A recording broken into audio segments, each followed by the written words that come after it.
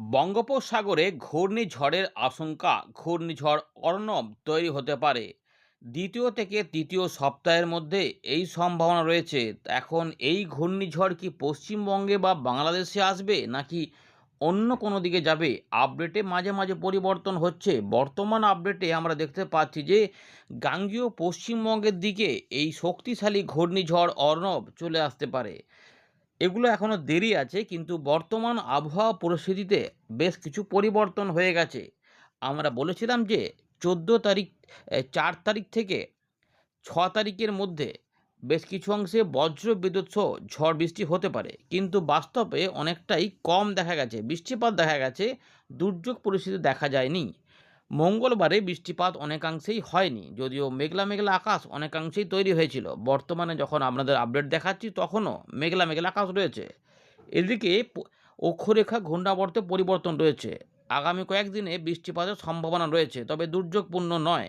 কিছু কিছু অংশে রয়েছে, কিছু কিছু অংশে নেই। কোন কোন অংশগুলিতে বৃষ্টিপাত, ঝোড়ো হাওয়া সমেত হতে পারে, বজ্রবিদ্যুৎ হতে পারে, আমরা এই ভিডিওতে দেখাবো। ঘূর্ণিঝড়ের আপডেটটি আমরা পুনরায় শেষ ভাগে আবার দেখাবো, কোন দিক দিয়ে কিভাবে আসবে এবং দুটো মডেলে কি বলছে। আপনার এলাকায় বর্তমানে কি আকাশ পরিষ্কার নাকি মেঘলা মেঘলা রয়েছে, এবং ইতিমধ্যে বিগত 12 ঘন্টার মধ্যে আপনি কি কোনো বৃষ্টিপাত পেয়েছেন, বা বিগত 24 ঘন্টার মধ্যে আপনার এলাকায় কি কোনো বৃষ্টিপাত হয়েছে? কমেন্ট করে জানাবেন। এই মুহূর্তে বৃষ্টিপাত না হলে কি চাষি ভাইদের ক্ষেত্রে ভালো, নাকি বৃষ্টিপাত হলে সমস্যা তৈরি হতে পারে? জানা থাকলে জানাবেন। মৎস্যজীবীদের জন্য খবর রয়েছে।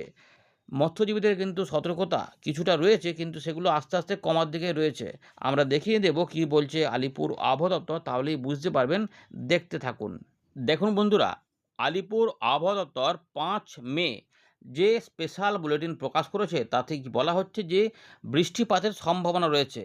কি বলছে এখানে? বলা হচ্ছে যে একটি ঘূর্ণাবর্ত কাজ করছে মধ্যপ্রদেশের কাছে, যেটি ইতিমধ্যে আবার কিছুটা সরে গিয়ে দক্ষিণ মধ্যপ্রদেশের মাঝখানে অবস্থান করেছে। এদিকে একটি অক্ষরেখা এই দক্ষিণ মধ্যপ্রদেশের কাছে যে ঘূর্ণাবর্ত রয়েছে সেখান থেকে বিহার পর্যন্ত বিস্তৃত রয়েছে, উত্তর ছত্তিশগড়, দক্ষিণ পূর্ব উত্তরপ্রদেশ, ঝাড়খণ্ডের উপর দিয়ে।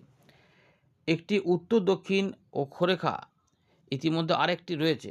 এছাড়া যা ফেভারেবল কন্ডিশন রয়েছে উইন্ড প্যাটার্নের, তাতে দেখা যাচ্ছে যে বঙ্গোপসাগর থেকে এখনও জলীয় বাষ্প ঢুকছে, ফলে বজ্রবিদ্যুৎ অ্যাক্টিভিটি হওয়ার ভালো সম্ভাবনা রয়েছে পশ্চিমবঙ্গের জেলাগুলিতে। ইতিমধ্যে মালদা জেলাতে দেখা গেছিলো কিছুটা ঝড়ের মতো, যে 55 কিলোমিটার গতিবেগে, আরও কিছু কিছু অংশে ছিল। বৃষ্টিপাতও বেশ কিছু অংশে হয়েছে দক্ষিণবঙ্গে, উত্তরবঙ্গে। যেটা আমাদের বলেছিলাম যে 4 তারিখ রাত থেকে যে বৃষ্টিপাত হওয়ার কথা ছিল, সেটা মঙ্গলবার সকাল পর্যন্ত সময়ের মধ্যে অনেক জায়গাতে হয়েছে। যারা যারা পেয়েছেন জানাবেন। রাতের বেলাতে বৃষ্টিপাতটি মূলত হচ্ছিল সকাল ভোরবেলার আগে পর্যন্ত, তারপর অনেক জায়গাতেই কমে যায়, তারপরে বিক্ষিপ্তভাবে হয় অনেক জায়গাতে, অনেক জায়গাতে হয়নি। এখন যে সতর্কতা আমরা দেখতে পাচ্ছি, অরেঞ্জ অ্যালার্ট জারি করা রয়েছে গাঙ্গেয় পশ্চিমবঙ্গে, দক্ষিণবঙ্গে, সাউথ বেঙ্গলে বলা রয়েছে বেশ কিছু অংশ। আবার ছবি আকারে দেখিয়ে দিচ্ছি, এখানে পড়ে বলছি না, দেখে নিন শুধুমাত্র। উত্তরবঙ্গে হলুদ সতর্কতা রয়েছে, বিক্ষিপ্ত ভারী বৃষ্টিপাত কিছুটা রয়েছে আলিপুরদুয়ার কাছাকাছি কিছু এলাকাতে। আমরা ছবি আকারে দেখিয়ে দেবো, তাহলে বুঝতে পারবেন। আমরা একটু দেখে নিই মৎস্যজীবীদের সতর্কতা কদিন পর্যন্ত রয়েছে। 5 না বেশি। এখানে বলা হচ্ছে যে পশ্চিমবঙ্গ এবং উত্তর উড়িষ্যার উপকূলে 5 তারিখের জন্যই বলা ছিল, তাই মৎস্যজীবীদের 5 তারিখ পর্যন্ত সতর্কতা জারি করা ছিল। তার মানে 6 তারিখ থেকে সতর্কতা হবে না, এতটা বোঝা যাচ্ছে। তো আমাদের আগের আপডেটে বলেছিলাম যে আমরা পরের আপডেটে জানানোর চেষ্টা করব যে মৎস্যজীবীদের আর সতর্কতা বাড়বে কিনা। এখানে কিন্তু বলা হচ্ছে যে fishermen are advised not to venture into sea along and off West Bengal and north Odisha coast on 5/5/2026। তার মানে 6 ব্যাপারটা নেই আর কি। তার মানে মৎস্যজীবীদের সতর্কতাটা উঠে গেছে, এতটা বলা যায়। যদি কোনো পরিবর্তন হয় আমরা জানিয়ে দেবো, তবু আপনাদের বলবো যে স্থানীয় পূর্বাভাস বা সতর্কবার্তা নিয়ে তারপরে যদি যেতে হয় তো যাবেন। তো সেগুলোর উপর নির্ভর করবে, একটু স্থানীয়ভাবে নিয়ে নেবেন আপডেট, সেখানে কি বলছে, তারপর চিন্তাভাবনা করতে হবে। যাই হোক, এবারে সতর্কতা যারা রয়েছে আমরা দেখতে পাচ্ছি যে বুধবার সকাল পর্যন্ত সময়ের মধ্যে দক্ষিণবঙ্গে যদি মেঘলা আকাশ হয় তাহলে পুরুলিয়া, পশ্চিম বর্ধমান, বাঁকুড়া, ঝাড়গ্রাম, পশ্চিম পূর্ব মেদিনীপুরের দিকে সম্ভাবনা।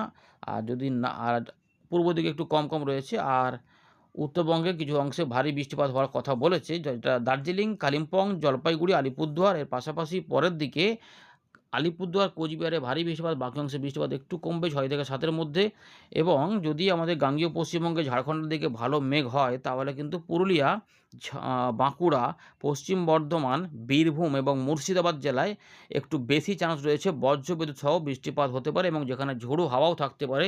তার গতিবেগ 50 থেকে 60 হতে পারে, এবং যেগুলোতে হলুদ কালার রয়েছে সেখানে 40 থেকে 50-এর গতিবেগ দেখাচ্ছে। কিন্তু সব জায়গাতে ঝড় বৃষ্টি হবে না, বিক্ষিপ্তভাবে থাকার চান্সটাই রয়েছে। কারণ যতটা বৃষ্টিপাতের কথা বলা হয়েছিল ততটা কিন্তু হয়নি। কারণ অক্ষরেখাগুলিতে অনেক পরিবর্তন হয়েছিল, ঘূর্ণাবর্তেও বেশ কিছু পরিবর্তন পাওয়া গেছিলো, ফলে বৃষ্টিপাতে হয়েছিল কিন্তু দুর্যোগের ব্যাপারটা কিন্তু হয়নি, একদিকে ভালোই হয়েছে।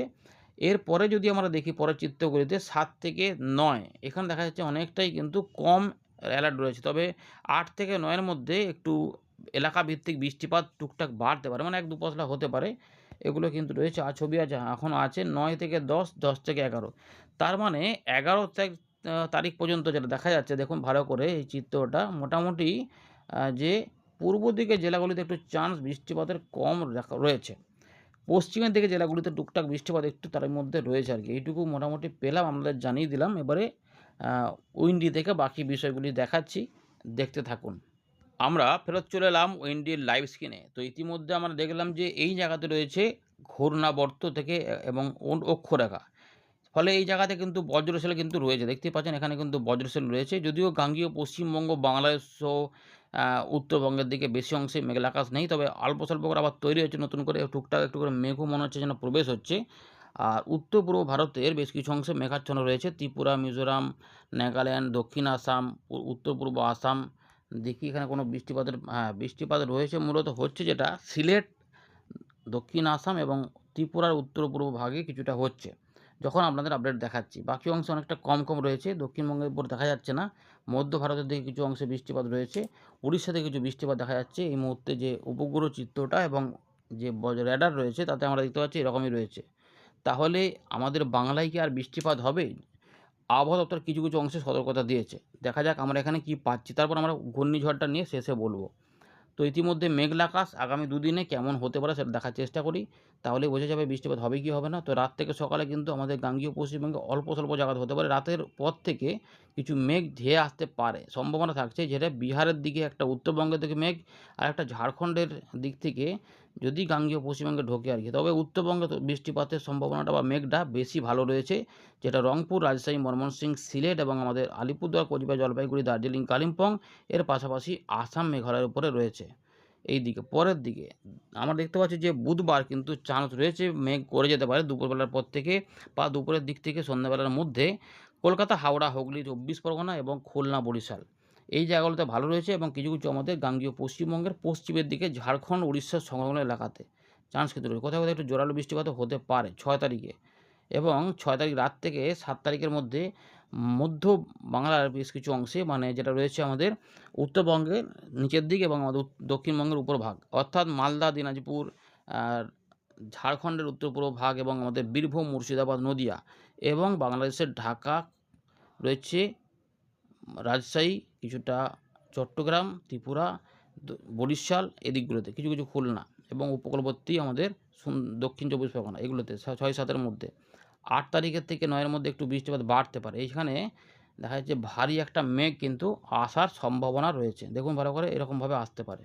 চলুন আমরা আর ট্র্যাক করছি না, এটা দেখে আমরা বৃষ্টিপাতের ট্র্যাকটা করব। মেঘের ট্র্যাকটা বন্ধ করলাম। তো ইতিমধ্যে দেখুন ভালো করে যে যদি এই যে মেঘটা এখনও টুকটাক করে হালকা হালকা যেটা রয়েছে, তাতে যদি বৃষ্টিপাতটা হয় তাহলে দেখুন পরের দিকে এই যে বৃষ্টিপাতগুলো উত্তরবঙ্গের দিকে বৃষ্টিপাত রয়েছে এবং ঝাড়খণ্ডের দিকে রয়েছে। যদি মেঘ বাড়ে তবেই হবে, নাহলে দক্ষিণবঙ্গে বৃষ্টিটা কিন্তু বুধবার সকাল পর্যন্ত না হওয়ার চান্সটাই রয়েছে।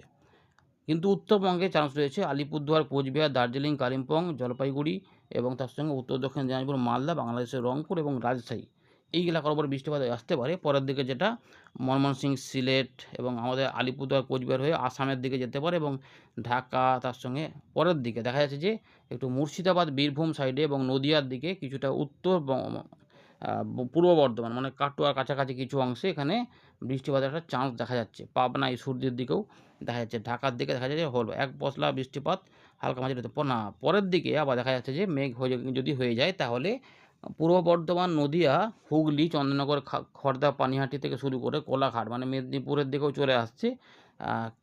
আর রয়েছে আমাদের ঝাড়গ্রামের অল্প স্বল্প জায়গা সহ পূর্ব পশ্চিম মেদিনীপুর এবং দক্ষিণ 24 পরগনা, উত্তর 24 পরগনা এবং কলকাতা এই এলাকা অর্থাৎ হাওড়া, হুগলি, কলকাতা, উত্তর দক্ষিণ 24 পরগনা, এই যে পান্ডুয়া, শান্তিপুর, চাকদা, বনগাঁ, চন্দননগর, হাবড়া রয়েছে, খড়দা, পানিহাটি, কলকাতা, উত্তর দক্ষিণ, দমদম, উলুবেড়িয়া, আমতা, তমলুক, বারুইপুর, জয়নগর, গোসাবা, সন্দেশখালী, ঝড়খালি, শ্যামপুর থেকে শুরু করে যশোর, লোহাগড়া, মাদারীপুর, সাতক্ষীরা, খুলনা, পিরোজপুর, বরিশাল, ফরিদগঞ্জ এলাকার উপরে বৃষ্টিপাতের প্রকোপ বাড়তে পারে। মানে এই যে রয়েছে ব্যাপার। আর উত্তরবঙ্গে দেখুন হালকা মাঝারি রয়েছে। সুতরাং দক্ষিণবঙ্গের সমস্ত জেলাতেই বিক্ষিপ্তভাবে বৃষ্টিপাতের সম্ভাবনা রয়েছে। পুরুলিয়া, বাঁকুড়া, ঝাড়গ্রামের দিকেও রয়েছে। পরের দিকে আবার ওই দিনাজপুর সাইডগুলোতে বিহারের দিকে কিছু বৃষ্টিপাত এসে আমাদের এই দিকে রাত থেকে সকালের দিকে বীরভূম, মুর্শিদাবাদ, পূর্ব পশ্চিম বর্ধমান এবং নদিয়া, তার সঙ্গে রংপুর, রাজশাহী, ময়মনসিংহ, সিলেট এবং ত্রিপুরা, মিজোরামের দিকে বৃষ্টিপাতের ঢল নেমে যেতে পারে এবং পরের দিকে খুলনার দিকে এবং উপকূলবর্তী এলাকাতে আসতে পারে। 7 থেকে 8 রাত থেকে একটু কমে গেল, কিন্তু 8 থেকে 9 এর মধ্যে বৃষ্টিপাত একটু বাড়তে পারে। এলাকাভিত্তিক বৃষ্টিপাত রয়েছে যে এইটা কিন্তু আসতে পারে। তাই কোথাও কোথাও বজ্রবিদ্যুৎ অ্যাক্টিভিটি সহ বৃষ্টিপাতের একটা চান্স কিন্তু রয়েছে, পরিষ্কার দেখা যাচ্ছে।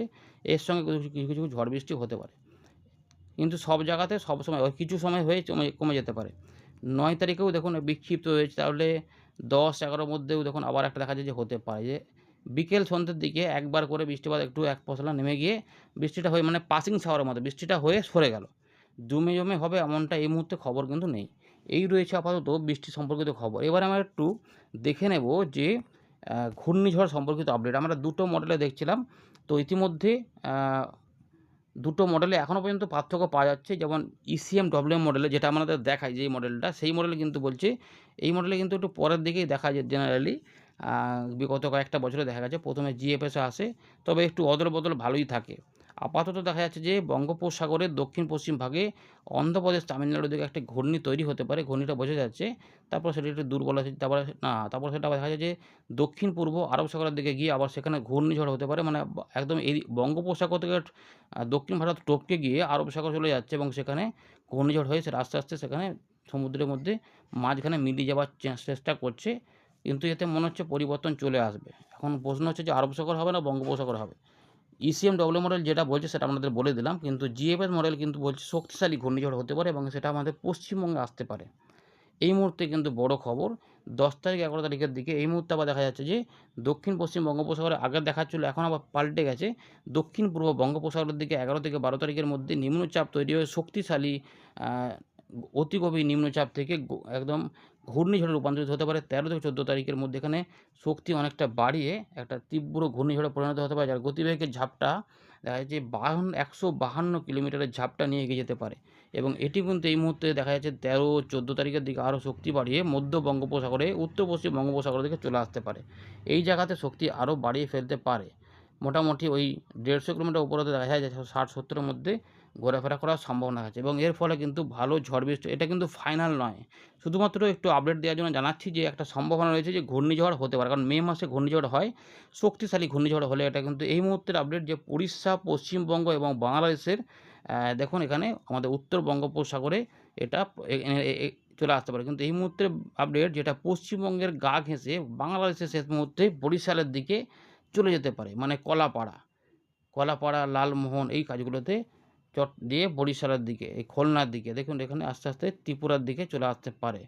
এই দিয়ে যদি এটা হয় তাহলে কিন্তু মারাত্মক বৃষ্টিপাত হতে পারে। তাই প্রত্যেক আপডেটের নজর রাখুন, আস্তে আস্তে এগুলো প্রকাশিত হবে ক্রমশ এবং এর ফলে ব্যাপক বৃষ্টিপাতের আশঙ্কাও কিন্তু হবে। জলমগ্ন পরিস্থিতি হতে পারে, উড়িষ্যা, পশ্চিমবঙ্গ, বাংলাদেশের উপকূলবর্তী এলাকা ডুবিয়ে দিতে পারে, ভাসিয়ে দিতে পারে। দেখতে পাচ্ছেন যেরকম হতে পারে। তবে এখনই কেউ আতঙ্কিত হবেন না বা খুব কিছু ভাবার দরকার নেই। আপাতত ঘূর্ণিঝড় আসার আমরা খবরটি জানার চেষ্টা করছি।